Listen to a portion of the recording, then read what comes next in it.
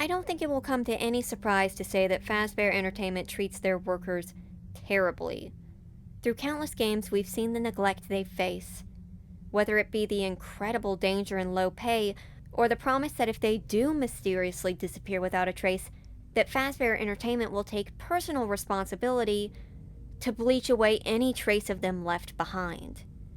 This is especially notable for their technicians, who are known to be underpaid, overworked, shoved into vents, forced to work alone on dangerous spots, and even restricted from using certain elevators unless they reach a certain importance threshold.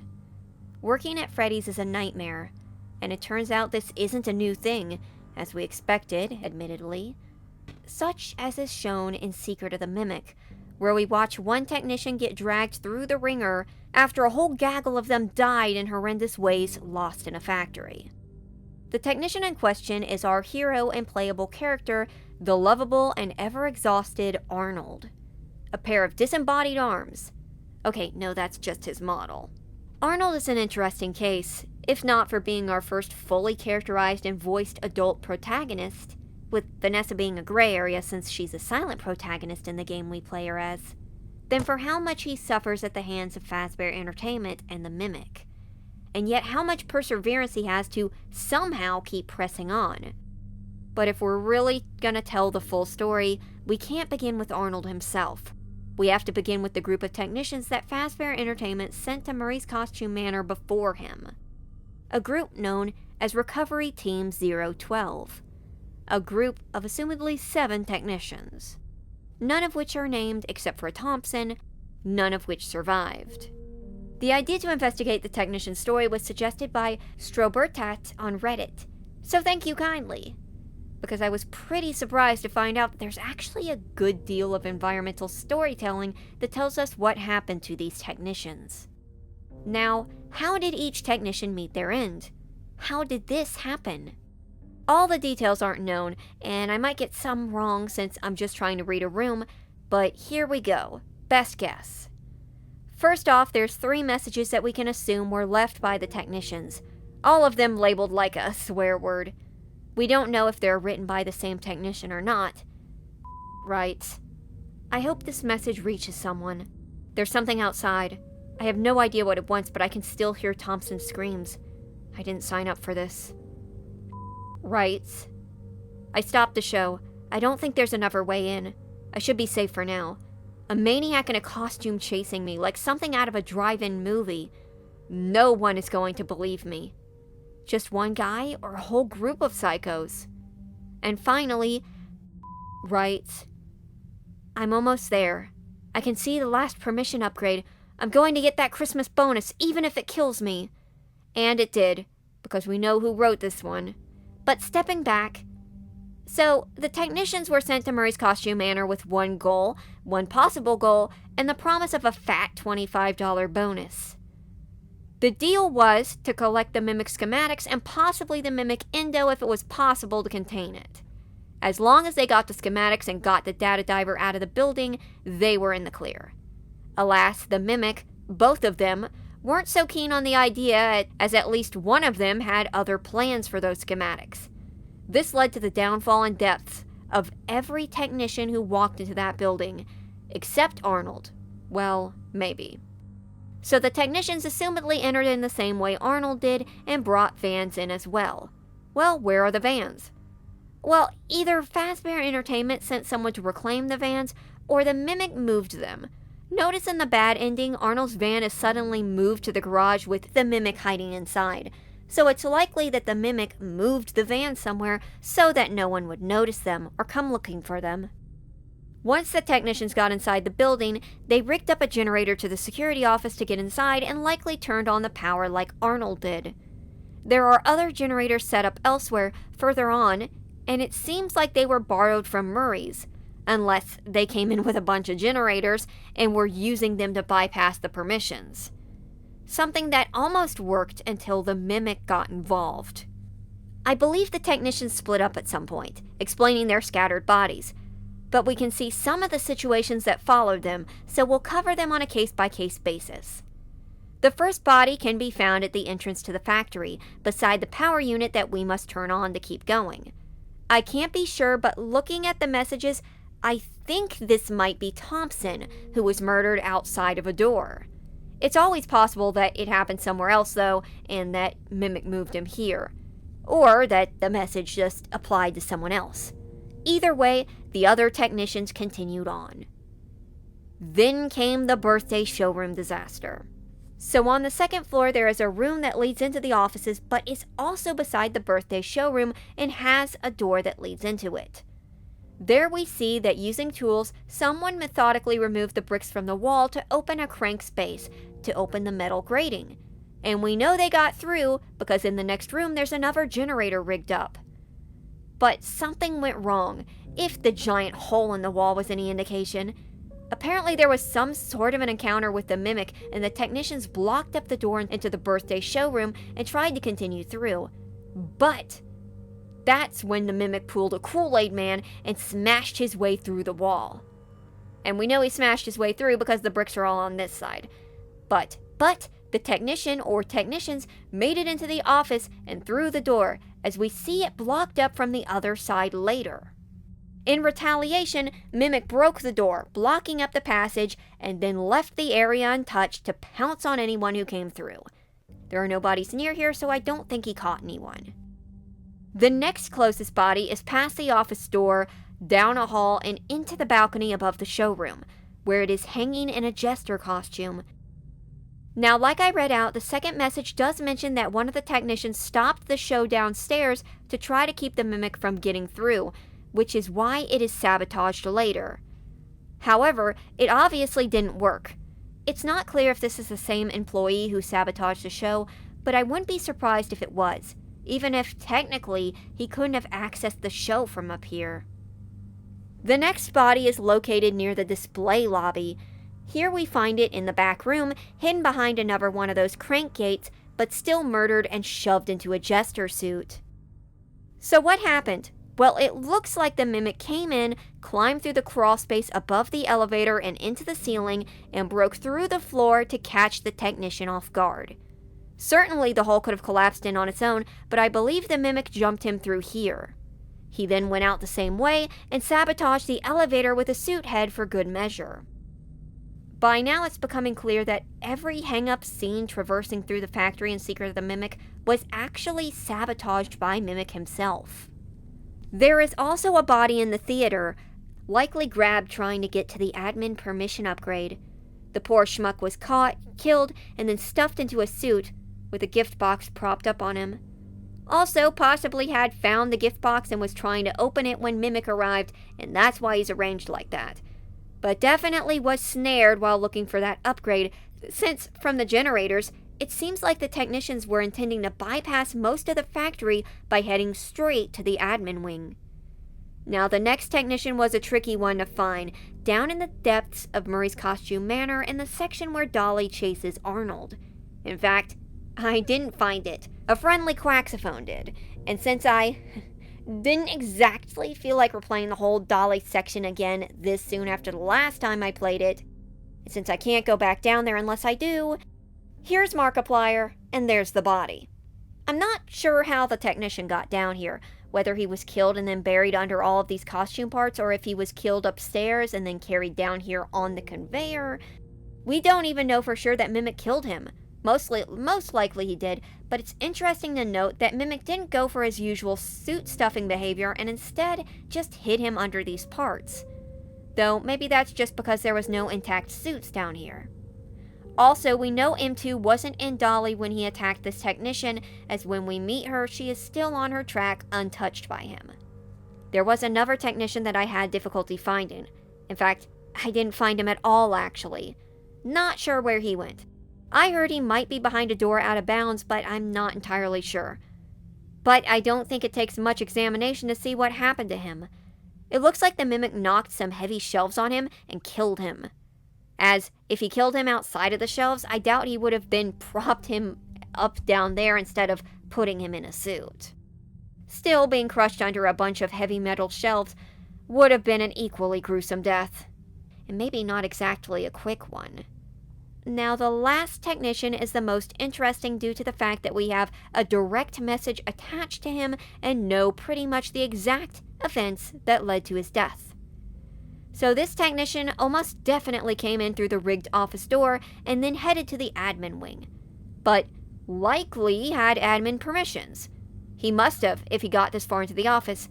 So maybe he headed to the theater first as you may recall, the admin upgrade was initially on a balcony.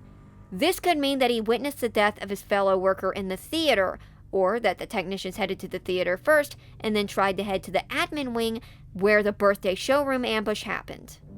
As, really, they would have only needed the admin permission to get into the admin wing.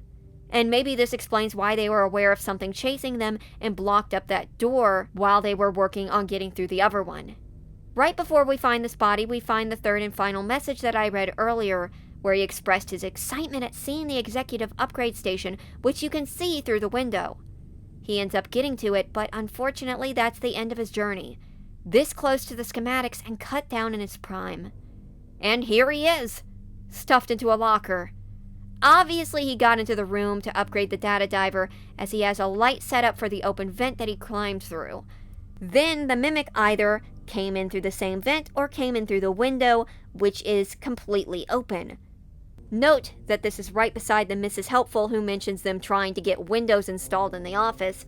Turns out that might have not been in the employee's best interest. Either way, the mimic got past the security door and got into the office. And we know for a fact he does, because he does this again in Secret of the Mimic. Then one of two things happened. Either the technician hid in the locker, and due to it being the only locker and him being too close to the office, the mimic snapped and killed him, then shoved him back inside once he got a mascot head on him. Or Mimic ambushed him through the window, killed him, and then mockingly shoved him into the locker. Either way, putting the body in the locker was definitely an act of spite. And Mimic, we know he's capable of that amount of spite. I can somewhat confidently say that this is why the Mimic is later so aggressive with Arnold, because one of the technicians actually got very close. And there's no indication that they were being led by a false dispatch with how they're slipping their way through without seemingly looking for every upgrade. If he would have slipped out the door, it would have been game over. Fazbear Entertainment would have gotten the schematics and would have had free access to create as many M2s as they wanted. It could never get that far again. Nobody could ever get that close. The next technician was destined to be a dead man. And there comes Arnold. Arnold, also known as Arnie, is also another of Fazbear Entertainment's technicians. But he wasn't always. As we can see from a covered-up form letter in his van, it looks like he might have been hired on by the company recently. Unless those are just stock papers. Either way, it says that his expiration date is coming up, and assuming this isn't a dark joke, it could be that Fazbear Entertainment's preparing for a renewal, which could explain why they treat him the way they do.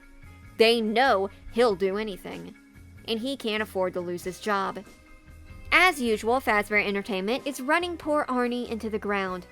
He starts his ordeal getting called in after coming off of a 36-hour shift, which means he's basically been working for 2 days straight. To put it in perspective, if he went in at 8 a.m., he worked until the next 8 a.m., and then worked for another 12 hours. So yeah, him saying he's struggling to stay awake is a huge understatement. And will explain his many naps throughout the day. And for some reason, Fazbear Entertainment, who just lost an entire recovery team to Murray's costume Manor, thinks it's a good idea to send Arnold in alone. A decision fueled by sheer stupidity, or a way to get rid of him before his contract runs out. Honestly, I could believe either. And nobody believes that he's going to make it. No one doubted you for a second, and those who did are now out $20. Not that anyone here at Fazbear Entertainment was wagering if you would survive or not. I mean, how immoral would that be? But seriously, great job. A cruel jab from Fazbear Entertainment? A cruel jab from Fiona? Or the bitter truth? When dispatch is on the line, he makes it clear that Arnold is neither considered nor cared about. The lowest rung on the ladder, threatened with firing, with them snatching his van, his livelihood, everything. He's thrown into a lose-lose situation. And Arnold has a personality that fits the bit. Now, when we meet Arnold, he is exhausted and fed up. But this characterization runs deeply throughout the game. He's not just tired, he's clearly beaten down, burnt to the wick, used to dealing with this, as he states. Since you asked, I just finished a 36-hour shift, and I'm struggling to stay awake. Frankly, I tried to tell my manager that I can't work like this anymore.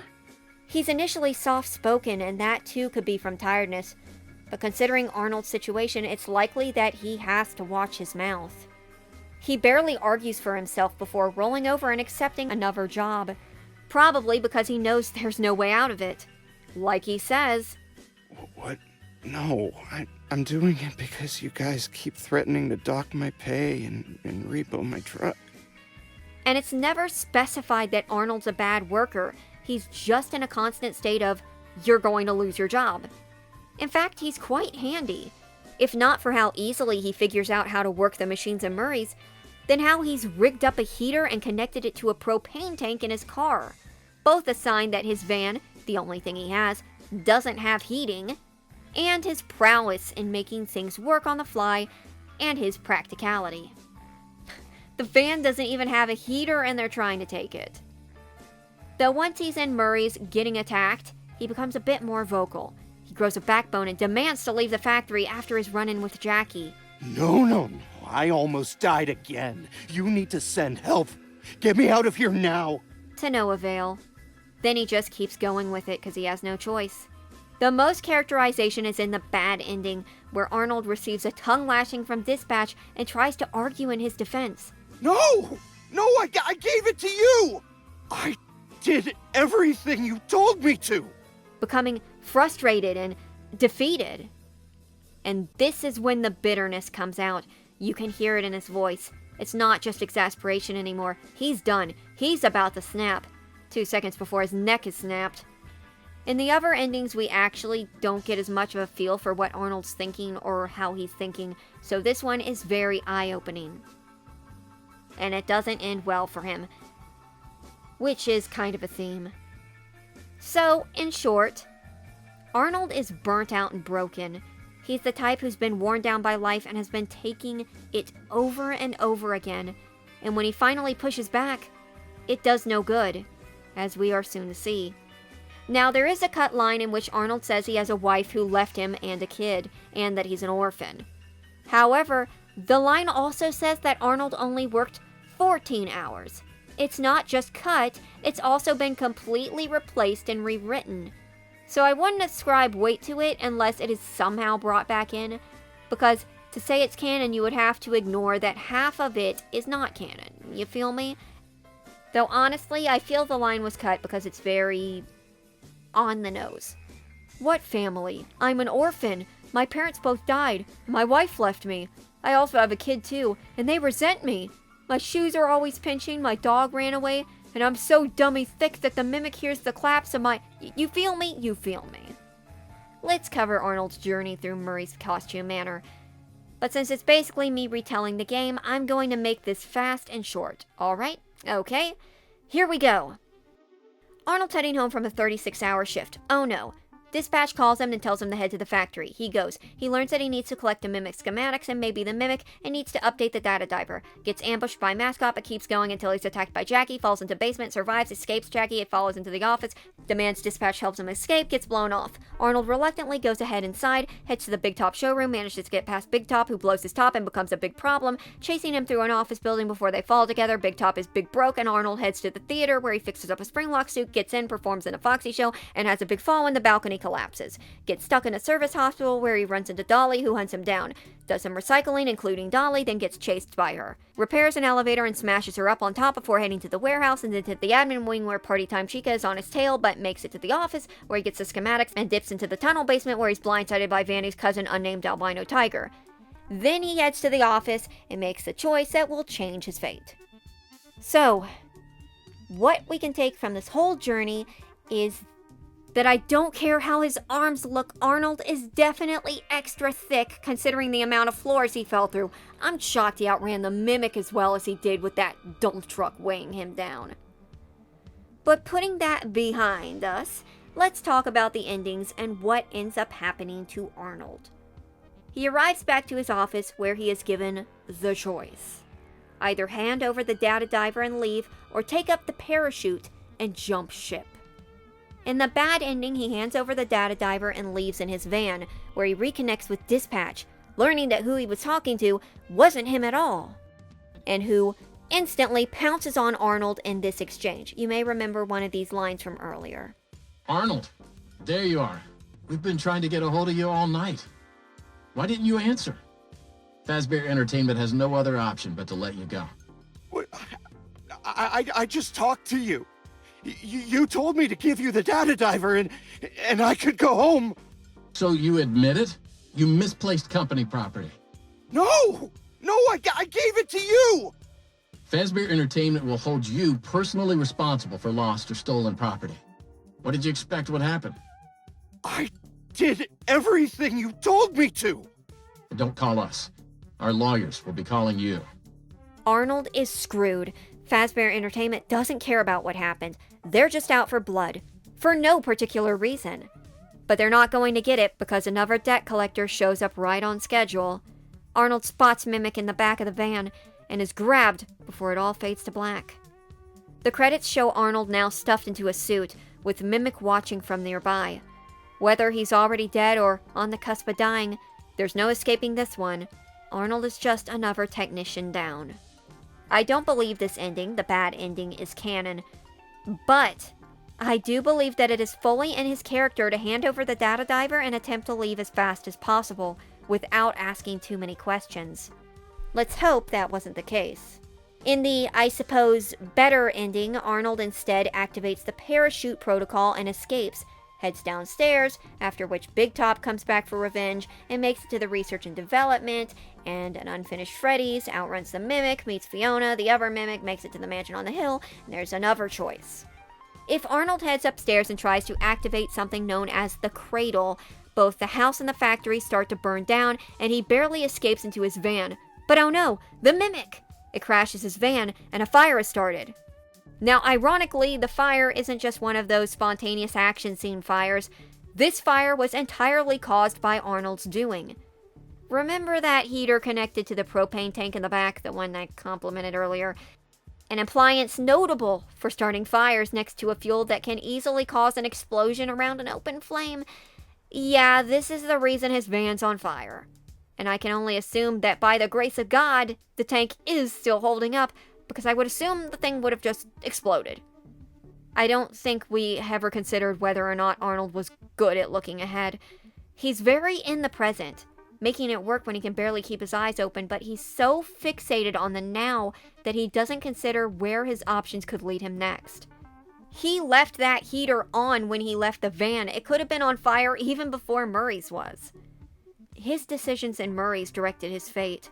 His decisions outside of it sealed it. And while the van's burning, Arnold weakly reaches out of the wreckage, but he is helpless. So helpless that M2 waltzes up, steals the data diver, and leaves without putting him out of his misery. Arnold blacks out, either dying there in the inevitable explosion, or perhaps there is a slim chance that he somehow survived. We don't know.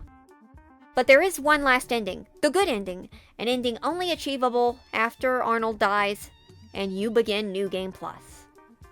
By collecting everything and completing Moon.exe, Arnold is able to enter the rooms in the Murray's home that were previously locked, collect tapes, activate the storybook pedestal, and reprogram M2 into believing it's David, turning him into a harmless little tyke. As the little David is reborn and crawls into bed for a dreamless slumber, Arnold is left alive and alone, and now with his task to be completed. Happy ending, right? Well, as much as we love to believe that Arnold somehow didn't give the schematics to Fazbear Entertainment and snuck M2 home in his van, where he raised him like his son to protect him from the world and the world from the Mimic, that did not happen. And I don't mean just because the ending is not confirmed. I mean, knowing Arnold, frightened and exhausted, he probably dumped the Mimic and the data diver right onto Fazbear Entertainment's doorstep, and moved on. And then what? A promotion? $25? This is Fazbear Entertainment. He likely would have gotten that measly bonus before being let go for taking too long in the building. Van still gets reclaimed, and Arnold's deep in dung.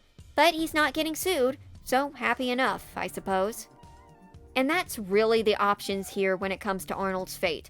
Dead, or inevitably let go, or killed through being overworked.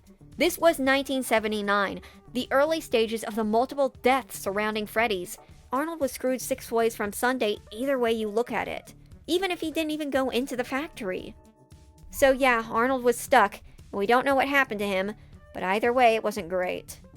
And that's when we get to the comparisons of Arnold and Edwin, because there's a lot of them.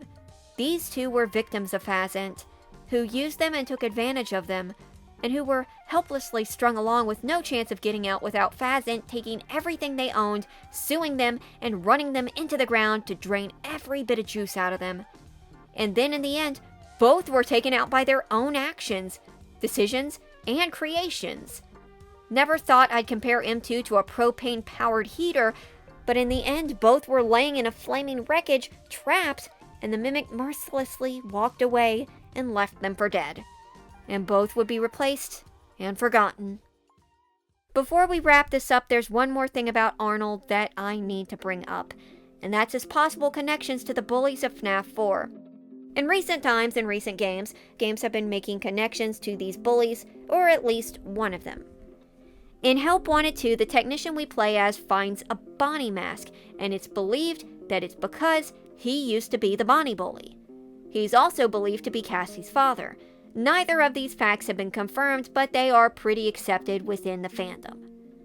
Now, there has been some theories cropping up that Arnold is related to the Bonnie bully and Cassie, that his mysterious child could be the Bonnie bully. But to subscribe to this theory, you would have to, like I said earlier, accept that that cut line that was changed is still canon to the lore. It's an ask. Plus, though he's associated with masks, he's never associated with the Bonnie mask. There is one mask that he might be associated with, but I don't really subscribe to it. In Secret of the Mimic, in the Moon.exe minigame, we find Freddy, Bonnie, and Foxy's masks, but not CHICA, because CHICA was technically not a character with them yet. And then the baby owl is burned in a fireplace and turned into a new mask, which Arnold then wears. Does this mean, since this is replacing CHICA, that Arnold is somehow related to the CHICA mask bully? He certainly isn't the mask bully, unless he survived Secret of the Mimic to go hang out with teenagers. But it could maybe be a connection. It is interesting to note that there's only a Freddy, Bonnie, and Foxy mask, even though in the R&D department downstairs, all 4 of the characters were already being established. So, maybe it means something, maybe it doesn't. But that's really the end of it. So what do I think of Arnold? I think Arnold is great. I actually really liked Arnold.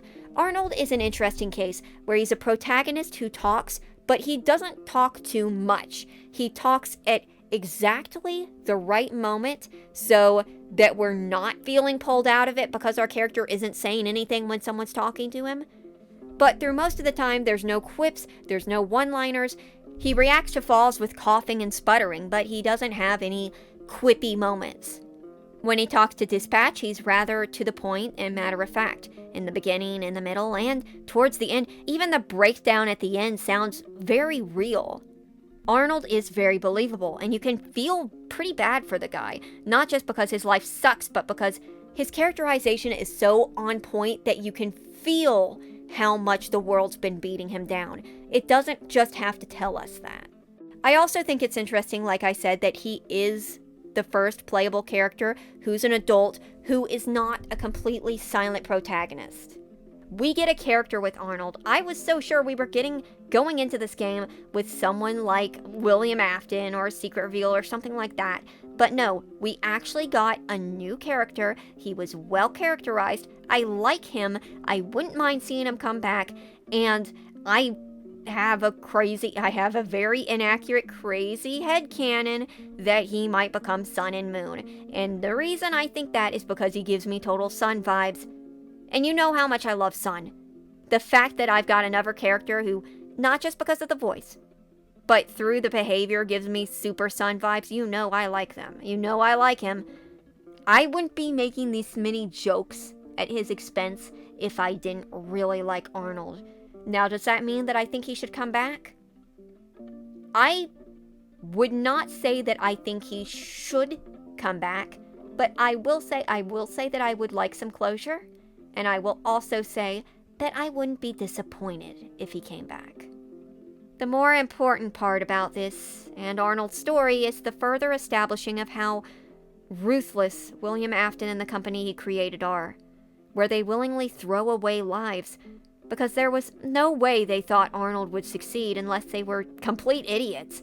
Which, yes, some of their decisions are idiotic, but this is a new bar to set. They could have equally just been getting rid of him since his use was running out. No servant's pay, just get him out the door. The fact that we cannot realistically fathom an ending where Arnold isn't screwed over by them is sign enough for how awful they are. A big messy tar pit sucking down others. 7 technicians and then many more and dozens of children all died for virtually nothing. And Arnold, well, let's just say I don't know if he died or not, but I don't expect to see him back. I'd be surprised if he makes another appearance, which is a shame because like I said, like I went off about, I really do like him. If he somehow skirts death, I'm willing to suspend disbelief to see him again. Every dog has his day, and it's about time this guy catches a break. But even if he doesn't, even if that was the end, at least he finally got to get some sleep.